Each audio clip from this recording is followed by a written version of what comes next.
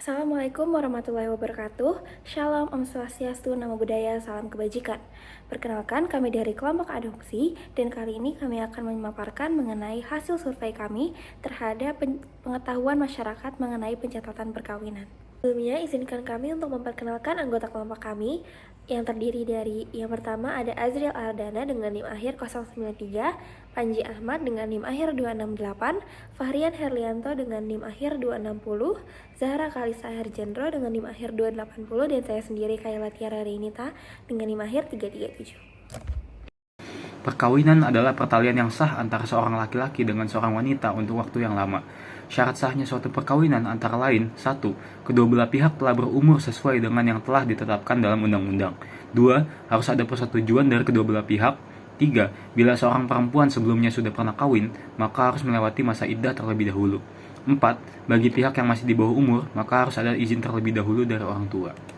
Sebelum perkawinan berlangsung, maka ada beberapa hal yang harus dilakukan terlebih dahulu, yaitu 1. Memberitahu tentang kehendak akan melangsungkan perkawinan kepada Dinas Pencatatan Sipil. 2. Berkas administrasi perkawinan untuk dicatatkan oleh lembaga yang berwenang seperti Kantor Urusan Agama, KUA, dan Dinas Kependudukan dan Pencatatan Sipil atau Disdukcapil. Selanjutnya, survei pengetahuan masyarakat mengenai pencatatan perkawinan. Kelompok kami telah menyebarkan survei berupa kuesioner untuk mengetahui pengetahuan masyarakat mengenai pencatatan perkawinan. Saat ini survei telah diisi oleh 56 responden dari rentang usia 16 sampai 60 tahun. Selanjutnya, mengenai jenis kelamin dan status responden. Responden kami didominasi oleh perempuan sebanyak 69,1% dan kebanyakan responden merupakan orang yang belum menikah sebanyak 80%. Untuk pernyataan yang pertama itu, kami memberikan pernyataan mengenai pencatatan perkawinan secara hukum penting untuk dilakukan. Di survei dari responden kali ini menyatakan bahwa seluruh responden 100% setuju. Karena faktanya betul, penting untuk dilakukan pencatatan perkawinan agar perkawinan yang terjadi mendapatkan perlindungan hukum dari negara. Pernyataan yang kedua, kami memberikan pernyataan dicatatkan atau tidaknya suatu perkawinan dapat berakibat terhadap harta gonogini, waris, dan juga kewajiban menafkahi. Dari pernyataan tersebut, 94,6% responden setuju dan juga sebanyak 5,4% responden tidak setuju.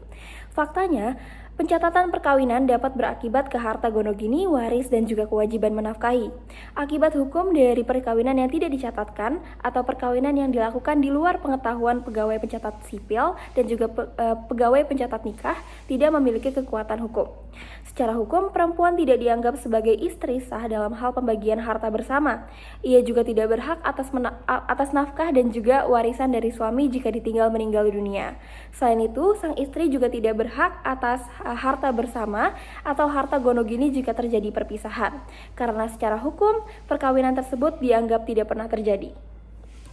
Baik, selanjutnya yaitu pertanyaan nomor 3 kami, bahwa perkawinan yang dicatatkan mendapatkan suatu kepastian hukum.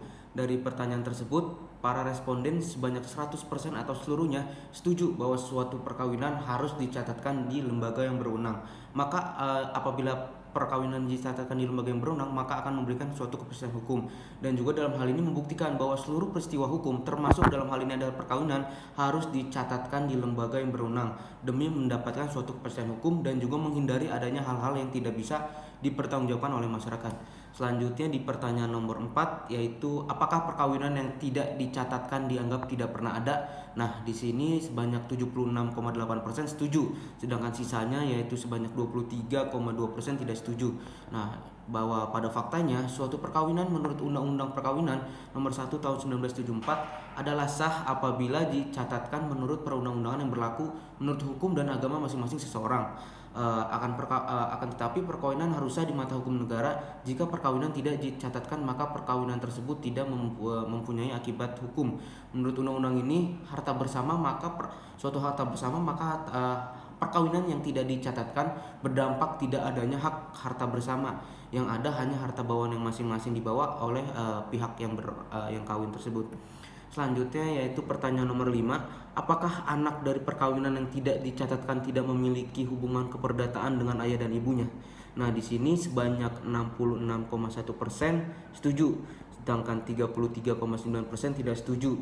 Nah, di sini kita harus luruskan bahwa faktanya setiap anak yang dilahirkan di luar suatu ikatan perkawinan yang sah adalah merupakan disebut anak luar kawin dalam KUH Perdata ya.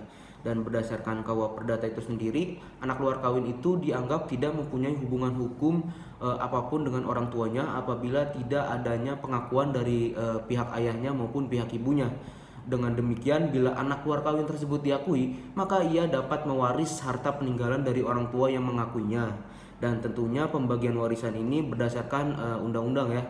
Akan tetapi di satu sisi, dengan berlakunya undang-undang perkawinan yaitu pasal 43 ayat 1, maka anak luar kawin yang tidak diakui pun dengan otomatis mempunyai hubungan perdata dengan ibunya dan keluarga ibunya. Pertanyaan selanjutnya di kuesioner kami yaitu, di lembaga manakah orang yang beragama Islam melakukan pencatatan perkawinan? Sebanyak 92,9% responden menjawab pertanyaan ini dengan benar, sedangkan sisanya yaitu sebanyak 7,1% masih keliru. Dengan lembaga mana yang seharusnya melakukan pencatatan perkawinan untuk orang Islam?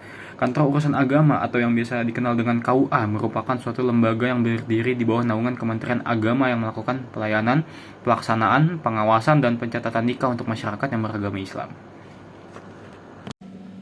Selanjutnya, pertanyaan ketujuh, kami menanyakan di lembaga manakah masyarakat beragama Islam melakukan pencatatan perkawinan.